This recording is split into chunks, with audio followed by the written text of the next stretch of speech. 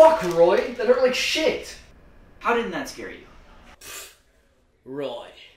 First of all, I don't scare easy. Second of all, if you want to scare me, you're gonna have to do a lot better than that pitiful display of a scare that you just tried. I'm gonna scare you. You're not gonna see it coming. It's gonna be brutal. You might pee in your pants. You might shit yourself. But you won't see it coming. So, do you want to hang out, or did you just come here to scare me? And he's gone. And he took my pasta! Roy, get back here!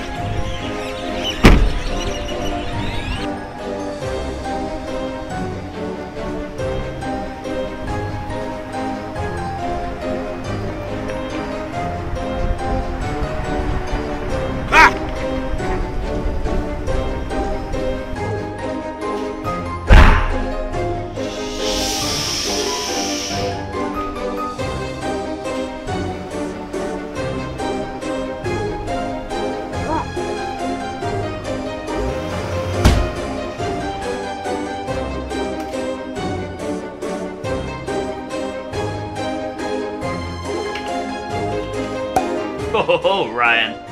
Oh, I'm inside your computer. Are you scared now? I'm gonna find all your hentai.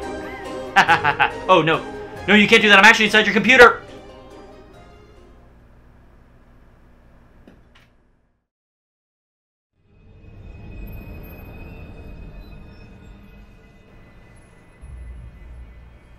I'll go check that out. You stay here.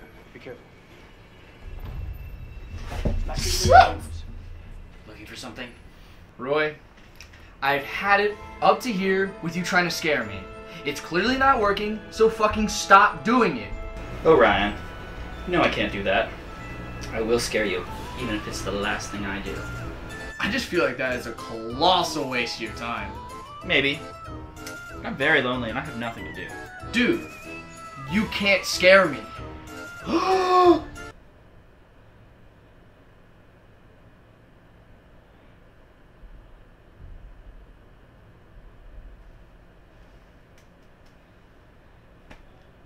Roy, you just did something right with your life.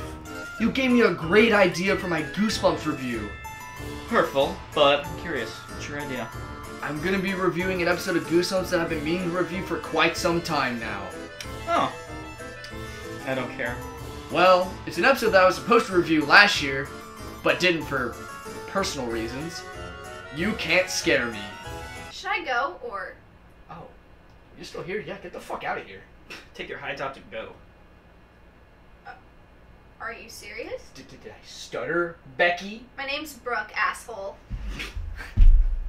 God, the nerve of some people. I forgot she was here. You're telling me. As soon as I came up with the idea for the review, I got all the satisfaction I needed for the night.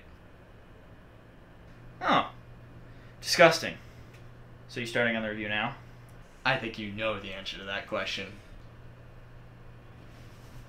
Good night, sweet prince.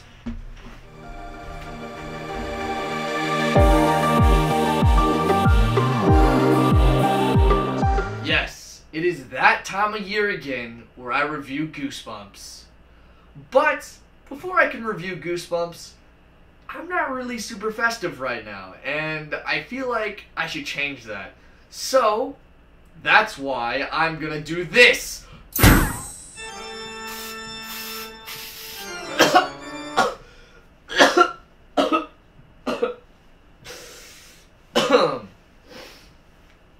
So, if you don't know what Goosebumps is, then let me explain. Goosebumps was a series of books that were designed to scare children, and they were written by none other than R.L. Stine. They were around during the 90s and were actually really popular. They got so popular, in fact, that Scholastic decided they'd make an anthology show based off the books. Nowadays, many people see this show as really poorly made and just a little too 90s for their liking. But people who grew up watching this show, like me, see it as a part of their childhood and even got scared by some of the episodes. Hell, the episode Let's Get Invisible scared the shit out of me when I was a kid. And just look at this episode.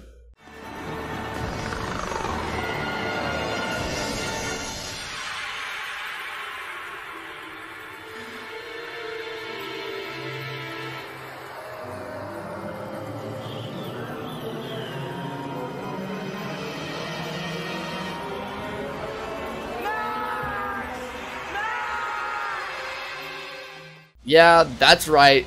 This is the clip that scared me so bad it gave me nightmares for a week.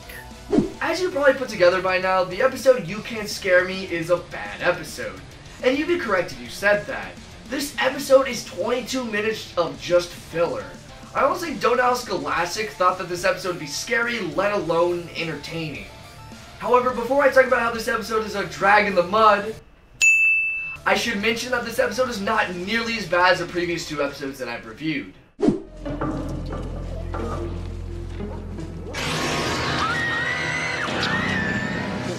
You're telling me that the horrifying monster for this episode is a sponge? A kitchen sponge? They're prunes. Prunes? Oh my god! Prunes! It's the most terrifying thing that kids could eat.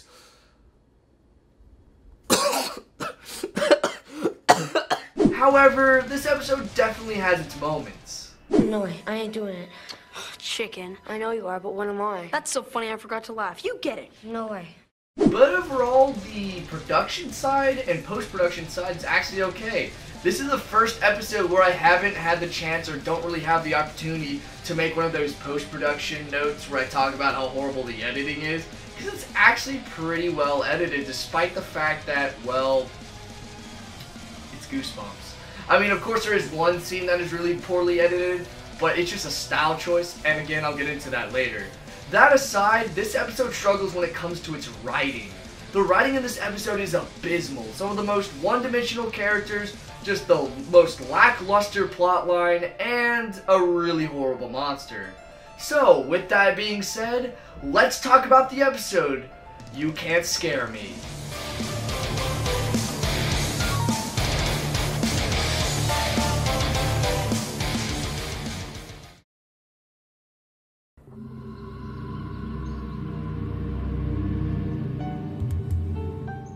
The beginning of the episode opens with a little girl and her grandfather in the middle of a swamp playing with a ball, minding their own business.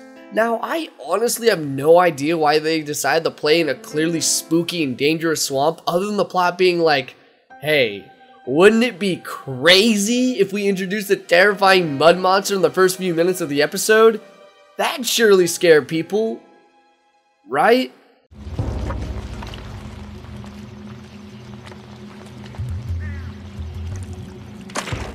Girl throws ball into mud because plot.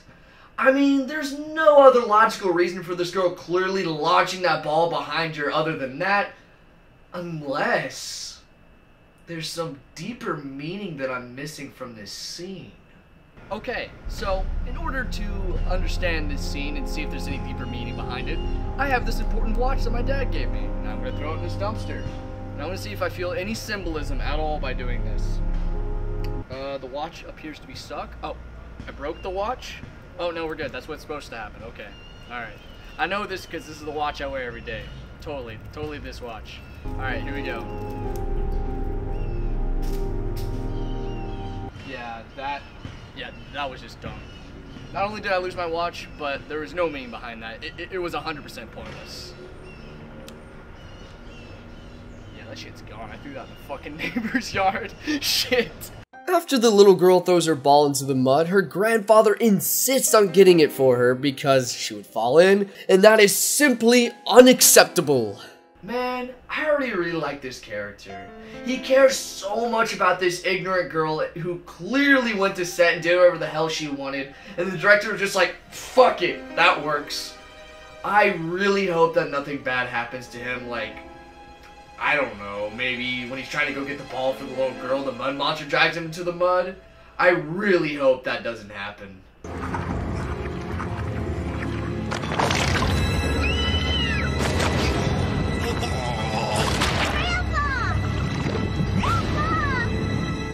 No!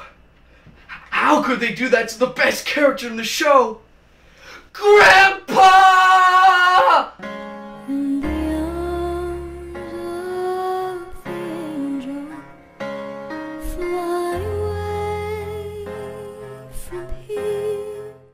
Yeah, I totally didn't see this coming from a mile away. I mean, if the girl throwing the ball purposely into the mud wasn't obvious enough for you, on top of the grandfather insisting that he should get the ball for her because she would fall in, then I honestly don't know what to tell you. The writers were trying so hard to make this scene scary and suspenseful, but that doesn't really work when...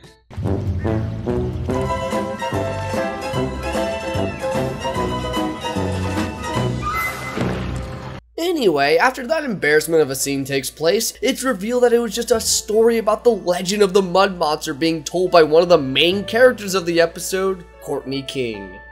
And this is where the episode gets really bad. Yes, you heard me right. The episode goes straight to shit in the second scene. Well, this is gonna be fun.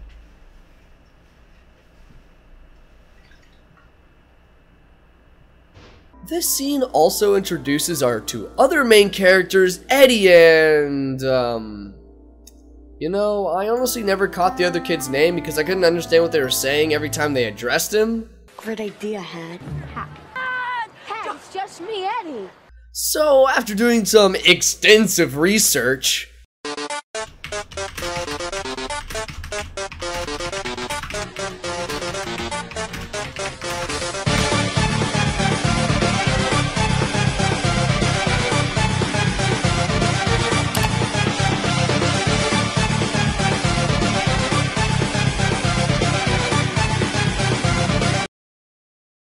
the other boy's name is Herbie and has the nickname Hat. Jesus Christ. Anyway, Eddie and Hat don't like Courtney because she's a goody two-shoes. So in order to express their strong dislike for her, they quietly diss her behind her back like badasses. In my research, Little Miss Perfect. She talks like a book. But do you have proof that monsters exist? Yeah, you're looking at one. His name's Courtney. After they finish with their entourage of insults, Hat decides it is time to prank her because she's just too much of a suck-up. I know. A snake? Don't be such a chicken. It's for her. Hold on, I have so many questions. First of all, if I may, what the fuck? First, why would he bring a snake with him? Second, did he premeditate this plan for several weeks in advance just for the moment when Courtney would finally drive him up the wall? Whether or not this presentation happened, Hat brought a live snake with him to class and kept that shit in his backpack throughout the entire day on the chance that Courtney would be away from her backpack long enough for him to be able to plant the snake on her. Third, if the class has been doing these presentations throughout the week, then did he bring the snake with him every day for the opportunity to plant it on her? And finally, where the hell did this kid get a corn snake? Because I know this kid did not just buy a $50 snake just to put it in Courtney's bag. Because if that's the case, we might have a future psychopath on our hands. I mean, this shit is diabolical.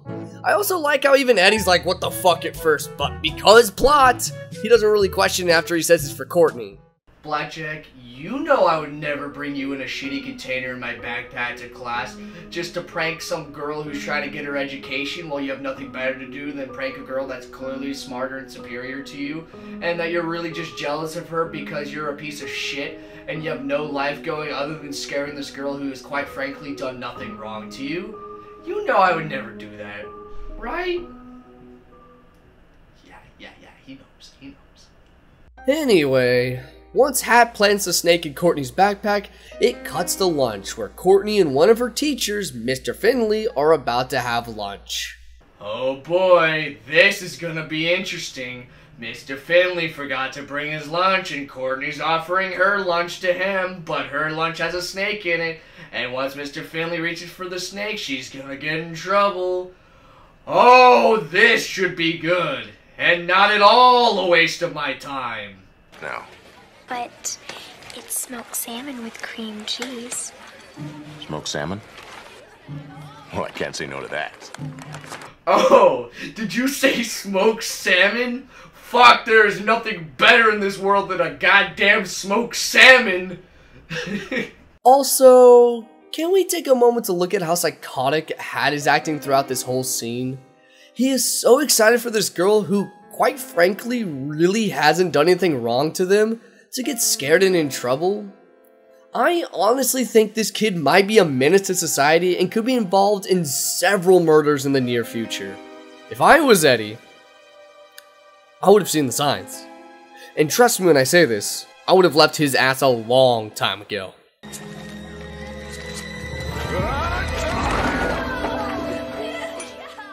Wow, look at how real that snake looks. That clearly blue and yellow snake, when the snake in the previous scene not even a minute ago was red. Wow.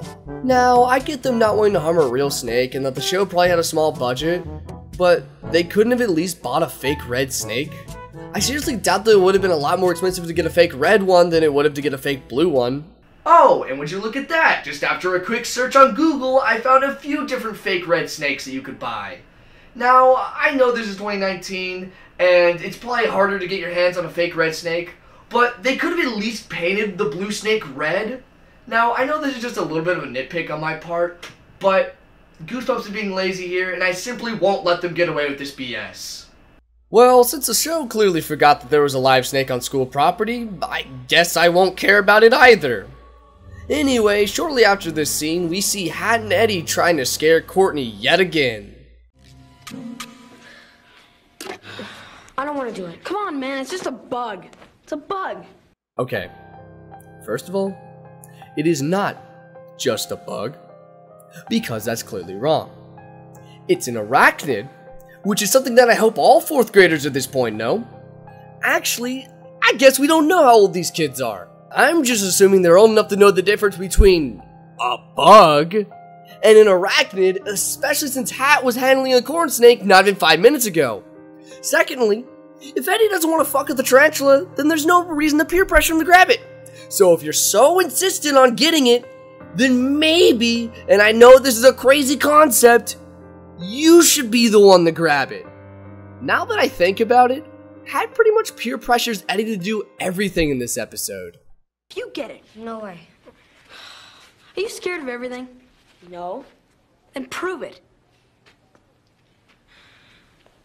Okay, you got something to put it in? Meet Eddie and me at Muddy Creek. After school, we dare you, right, Eddie? Yeah. You two don't ever give up, do you? See, I told you she was afraid of mud monsters. No. I'll be there. How come I have to be the mud monster? Because it was my idea. Wow. Hat really is a psychopath. Now, I'm 100% certain that the Mud Monster's not the real villain, and Hat is. Because the Mud Monster's only been in one scene so far. And that one scene that he's been in, it was just a legend. It didn't even actually happen. But Hat! We've seen him do things in this episode. Actually, if you look at the episode as a whole, all we've really seen is Hat convince Eddie to scare Courtney for no good reason. He also brought a snake with him to school to put in her backpack just to scare her. And he's making Eddie get this tarantula, which he's too scared to get himself. Now, if that's not a villain, I don't know what is. Also, something I just want to throw in, we've also seen Courtney suck up to the teachers a lot in this episode. It's not really important to Hat being a villain, I just thought I should throw that in there. Yeah, but I was hoping I can get something higher. There is no such thing. You sure? We're in science class. We can invent one. I hate her. Courtney, I wish there were more students like you. And I wish there were more teachers like you. And I wish I didn't have to watch this episode of Goosebumps, but here we are. Anyway, let's get back to the episode. As you can guess, Eddie and Hat's attempted scaring Courtney with his tarantula backfires horribly, and they get locked in the teacher's closet somehow because all closets have the locks on the outside of them. And the tarantula gets out of the clearly secured jar that Hat somehow had on him and gets on Eddie, which causes them to freak out. Don't yell, it scares not help!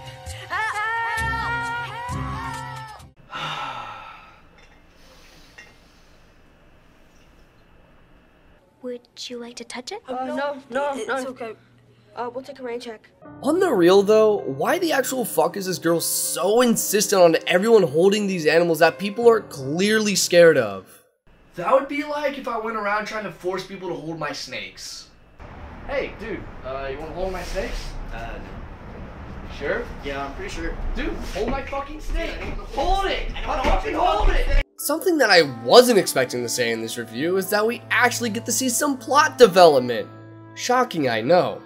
Well, after Courtney somehow gets a report posted on the front page of the newspaper, which I'm not even going to question at this point because there's no reason for me to waste my time trying to figure out all this episode's bullshit, Hat and Eddie have decided that the only way they can scare her is to have her confront the mud monster that she used to fear. So, after a little bit of good old-fashioned peer pressuring done by Hat himself, the king of peer pressuring and not doing shit, Courtney agrees to meet with Hat and Eddie at Muddy Creek after school.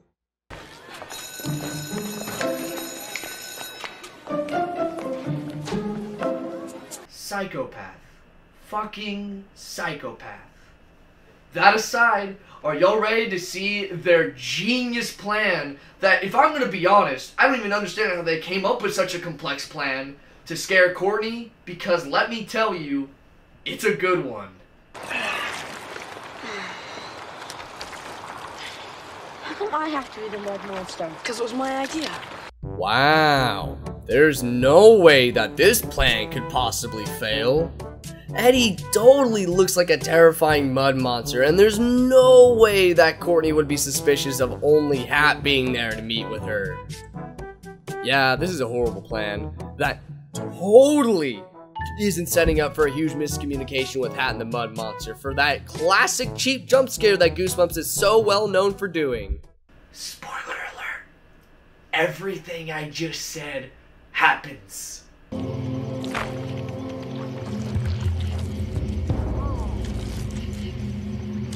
Eddie! I told you to stay where you were! Hat, why are you such a moron? First of all, if you did care about this precious plan of yours, you wouldn't want to yell for Eddie to give away your whole plan for Courtney to hear.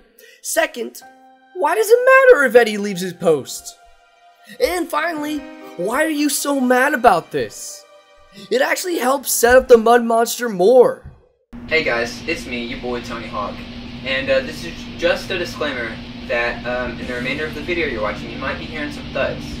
And that's just because, as a professional skateboarder, I do have a skateboard in my room and I like to do some tricks, which is my room started by Brian's. So to give you an example of what that might sound like,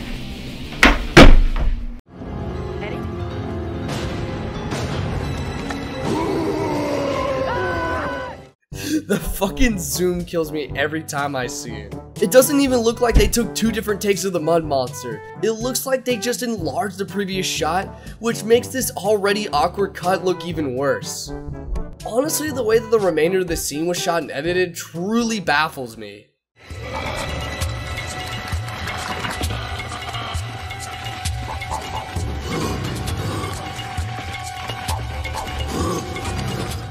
After this mess of a chase scene is over, Courtney catches Hat and Eddie red-handed in their scheme to scare her. She then starts to roast them for their feeble attempts to scare her when the real mud monster appears. Now, can you figure out what happens next? A. The gang encounters the mud monster. Terrified, they must work together to figure out how to fight it and kill it. B.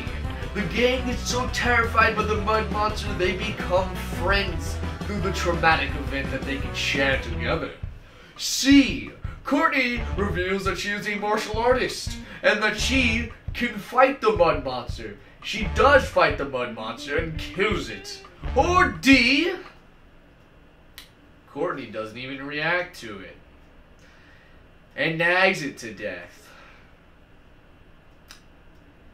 If you guess D, then you are unfortunately correct. You are right. Don't interrupt. I can feel your anger.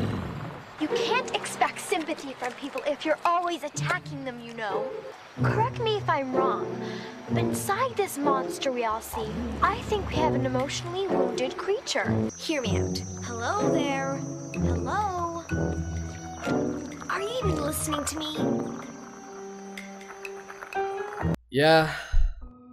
Courtney actually nagged the mud monster to death. I couldn't make this shit up even if I wanted to.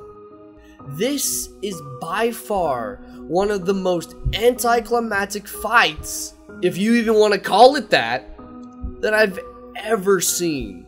Not only is this not satisfying, but it's also super painful to watch. On top of that, this so-called threatening mud monster wasn't even a threat.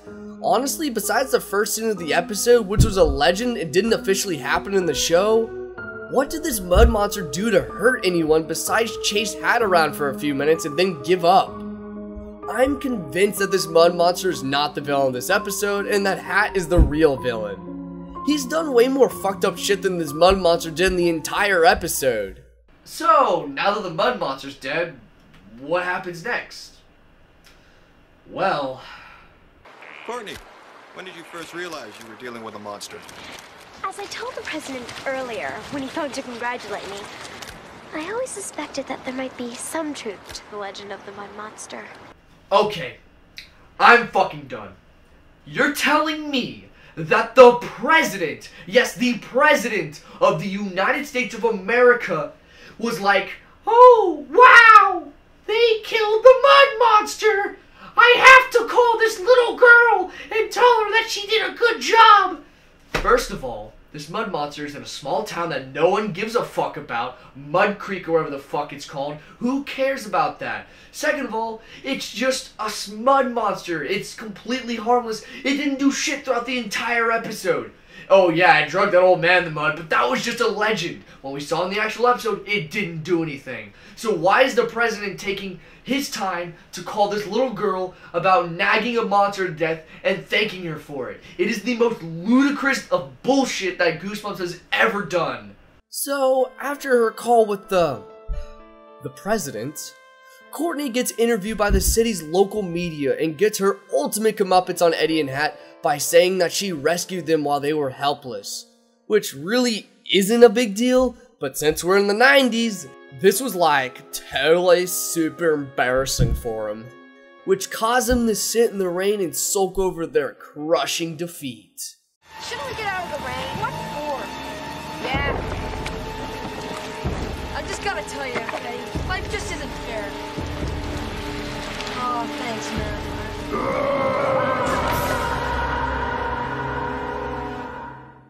Yeah, the episode ends with the fact that the mud monster wasn't really dead. It was just hardened. So now it's up to the viewer to decide whether Hat and Eddie escape with their lives by nagging it to death again, or if it somehow kills them. This is by far one of the worst endings to one of the worst episodes of the show. Nothing of substance happens in this episode. There aren't any real scares, the monster was a complete joke, their characters were oversimplified and one-dimensional, the pacing was atrocious, and the episode was anticlimactic. They even screwed up the twist ending that Goosebumps is famous for. Even in an old story and It Came From Beneath the Sink, the twist ending was actually pretty good. But this one just feels like they had no idea how to end the episode, so they were just like, fuck it. The mud monster never died, and it's now gonna give Eddie and Hat a stern talking to. You Can't Scare Me is, and will always be, one of my least favorite episodes from Goosebumps. Now, don't get me wrong. Goosebumps has some really good episodes, like Calling All Creeps, The Mask, and The Click. But there are just those dud episodes, like It Came From Beneath the Sink, An Old Story, and You Can't Scare Me, that make this show look bad.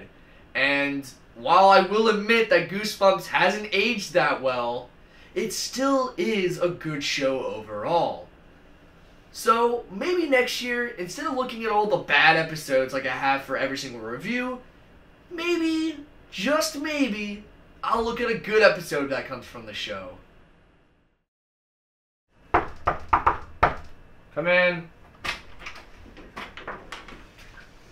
Hey. How'd the review go? I'd say it went pretty well. The episode was just as bad as I remember it being. Come in. Ryan. Didn't realize you had company. So I know that our date ended kind of roughly the other day, but I want you to know that I'll give you a second chance if you want to. My parents have a reservation at a really nice Italian place if you're ready to meet them. I've kind of told them everything.